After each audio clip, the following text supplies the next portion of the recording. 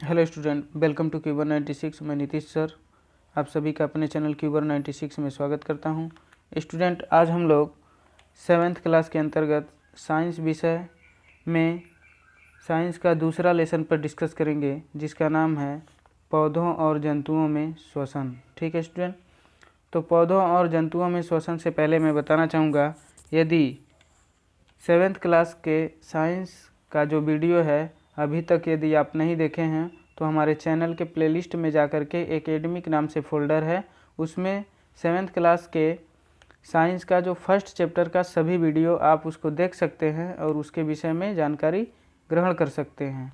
ठीक है स्टूडेंट, तो चलिए शुरू करते हैं। 7th क्लास के अंतर्गत आज हम लोग ये दूसरा लेसन पढ़ रहे हैं। ठीक है, तो होपफुली आपके पास ऑडियो वीडियो सब क्लियर पहुंच रहा होगा। अब हम लोग जानेंगे इस लेसन का परिचय क्या है। ठीक है स्टूडेंट, पौधों और जंतुओं में श्वसन का परिचय क्या है इस लेसन का। सबसे पहले हर लेसन में हम लोग परिचय ही पढ़ते हैं, तो इसमें भी सबसे पहले इस लेसन का परिचय पढ़ेंगे, फिर आगे जो भी चीज़ें हैं सबको डिस्कस करेंगे हम लोग। तो चलिए शुरू करते हैं। अपने अंदर सांस लेने का प्रयत्न कीजिए। आप अंदर सांस लेने का प्रयत्न कीजिए। क्या यह सरल है? क्या यह सरल है सांस लेना? क्वेश्चन कर रहा है। अब श्वास बाहर छोड़िए। अब क्या करिए? श्वास को बाहर छोड़िए। इस प्रक्रिया को पुनः कीजिए। इस प्रक्रिया को पुनः करिए, बार बार करते रहिए। सब कुछ सामान्य है। आप क्या पाएंगे कि सब कुछ सामान्य है, कोई दिक्कत नहीं हो रहा है। ठीक है, इस तरह से आप पाएंगे कि सब कुछ नॉर्मल है, कोई दिक्कत नहीं है, कोई समस्या तो नहीं है, कोई समस्या नहीं है। इस प्रकार आप अपनी श्वास ले सकते हैं। इस प्रकार आप अपनी श्वास ले सकते हैं, यानी आप इस प्रकार सांस लेते रहते हैं तथा छोड़ सकते हैं और सांस को छोड़ सकते हैं। परंतु उस समय क्या होता है जब आप सोए रहते हैं? जब आप सो रहे होते हैं उस समय क्या होता है? स्टूडेंट, मैं बताना चाहूँगा, जब आप सोए रहते हैं तब भी आपका श्वसन क्रिया जारी रहता है, तब भी आपका श्वसन क्रिया होता रहता है। आप इस बात की चिंता न करें कि आपका शरीर सोते समय श्वास कैसे लेता है। आपका शरीर सोते समय श्वास कैसे लेता है, इस बात का टेंशन ना रखिए, बिल्कुल चिंता ना करें। वह स्वतः चलता रहता है, श्वसन क्रिया स्वतः ही होता रहता है। जैसा कि आप देख पा रहे हैं आगे, आपका शरीर स्वतः श्वास लेता रहेगा। आपका शरीर श्वसन क्रिया स्वतः होता रहता है, चलता रहता है, सांस लेते रहते हैं आप। ठीक है, श्वसन जीवित अर्थात किसी भी प्राणी के लिए जीवन की प्रक्रिया में से एक अति महत्वपूर्ण क्रिया है। किसी भी प्राणी के लिए जो श्वसन क्रिया है एक अति महत्वपूर्ण क्रिया है। ठीक है स्टूडेंट, श्वसन में जीवन की ज्योति होती है। जो श्वसन क्रिया है उसमें जीवन की ज्योति होती है, अर्थात जीवन की बात करें तो श्वसन एक ऐसी प्रक्रिया है जो एक ज्योति के समान है, एक प्रकाश के समान है, जो जन्म के समय जलती है। जो जन्म के समय क्या होता है? जलती है, यानी जन्म के समय जलती है और पूरे जीवन भर चलती रहती है।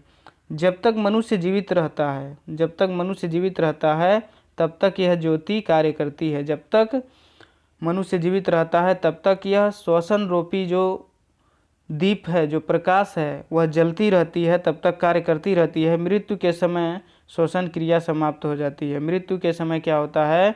श्वसन क्रिया समाप्त हो जाती है, अर्थात मनुष्य की जो श्वसन रूपी ज्योति है वो क्या हो जाती है? बुझ जाती है। ठीक है, यानी जो श्वसन क्रिया जिसका नाम आपने ज्योति दिया है वो क्या है? जब मनुष्य की मृत्यु होती है तो वो बुझ जाती है। सभी जीवों में सदैव श्वसन क्रिया होती रहती है। सभी जीवों में, जितने सजीव प्राणी हैं सभी में सदैव हमेशा श्वसन क्रिया होती रहती है।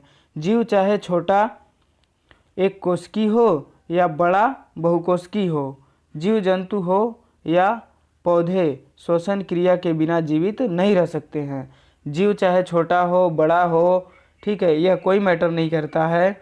वह जीव जंतु या पौधे कोई भी हो, सभी को श्वसन करना है, श्वसन के बिना जीवित नहीं रह सकते। होपफुली सभी को क्लियर होगा। आगे बढ़ते हैं।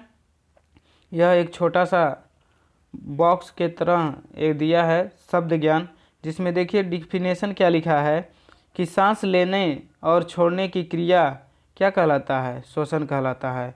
अर्थात आप सांस लेते हैं और उसको छोड़ते हैं, इस प्रकार की जो क्रिया है वह क्या है, श्वसन है। ठीक है स्टूडेंट, अब आगे आप लोग देख पा रहे हैं एक हेडिंग है श्वसन। अब श्वसन को ही आप डिटेल अच्छे से देखेंगे, तो चलिए शुरू करते हैं। इसमें क्या है, कोशिकाओं में ऑक्सीजन द्वारा भोजन के दहन से कार्बन डाइऑक्साइड बनती है तथा ऊर्जा मुक्त होती है। कोशिकाओं में क्या होता है, ऑक्सीजन द्वारा जब आप सांस लेते हैं तो वह ऑक्सीजन आपके शरीर के प्रत्येक कोशिकाओं में पहुंच जाता है। जब पहुंच जाता है तो ऑक्सीजन द्वारा भोजन के दहन, जब ऑक्सीजन द्वारा भोजन के दहन के फलस्वरूप कार्बन डाइऑक्साइड गैस तथा ऊर्जा बनती है, मुक्त होती है, निकलती है। ऊर्जा से हमारी शरीर जो है, आपका शरीर, वह क्या करता है, जैविक क्रियाएं करती है। क्या करती है, जैविक क्रियाएं, यानी जैविक क्रियाएं चलती है, वह जो ऊर्जा उत्पन्न हुआ होता है आपके कोशिकाओं में।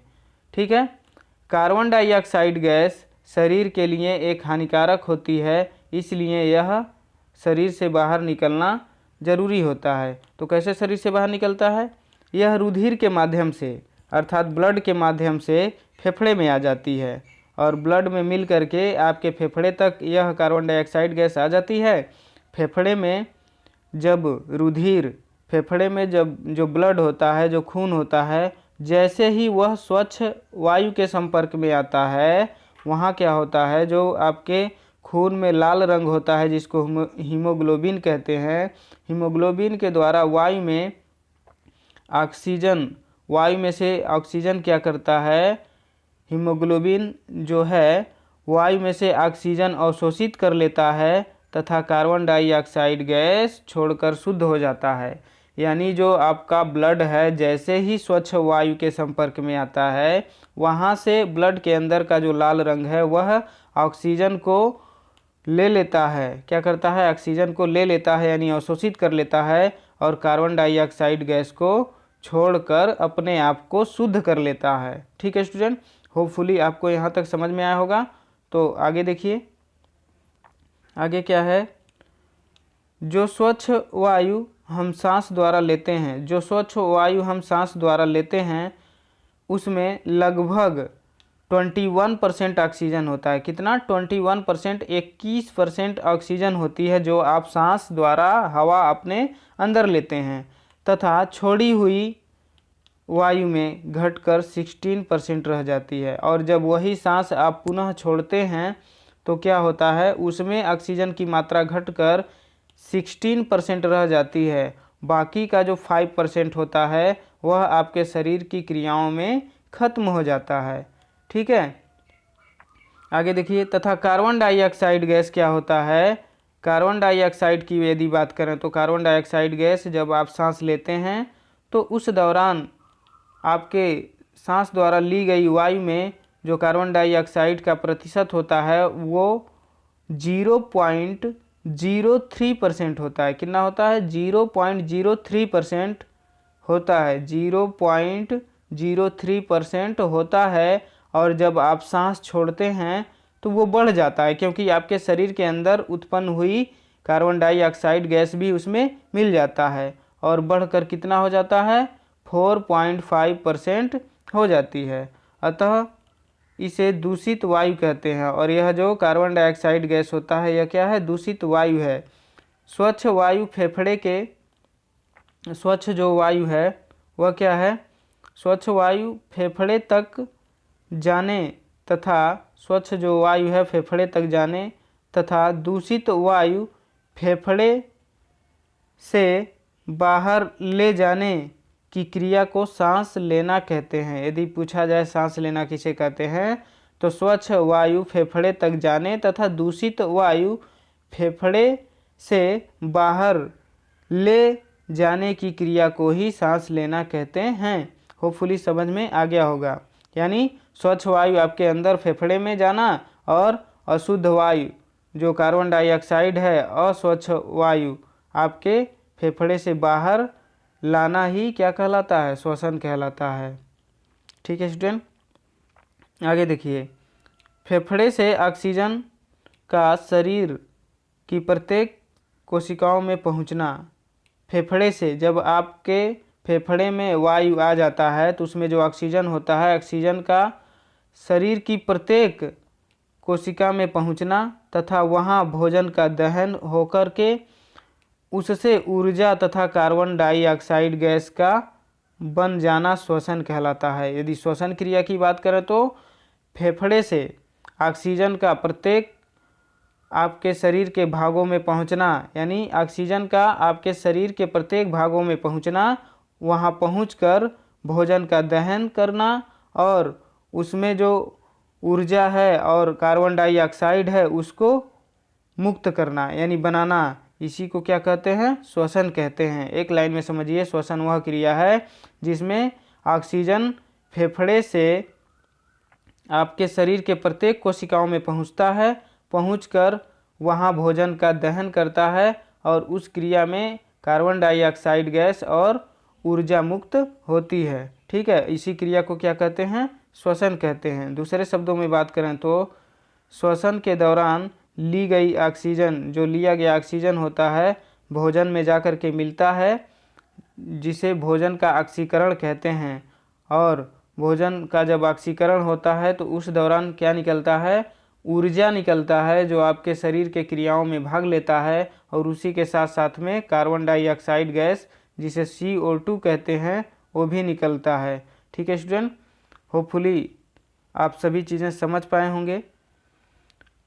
तो इसी तरह से आगे हम लोग इसी चैप्टर का अगला पार्ट हम लोग देखेंगे। तो तब तक के लिए बस इतना ही रहने देते हैं, क्योंकि वीडियो बड़ा हो जाएगा, आपको समझने में भी दिक्कत हो सकता है। तो यदि समझ में ना आए तो वीडियो को 2 बार देखें, 3 बार देखें, आपको हर एक चीज़ क्लियर हो जाएगा। ठीक है, हर वो चीज़ मैंने बोल दिया जो चीज़ आपको जानना है। ठीक है स्टूडेंट, तो आज के लिए बस इतना ही। और मैं बताना चाहूँगा कि यदि अभी तक चैनल को सब्सक्राइब नहीं किए हैं तो सब्सक्राइब कर लीजिए और बेल आइकन को भी दबा दीजिए, जिससे आने वाली वीडियो का नोटिफिकेशन मिलता रहे।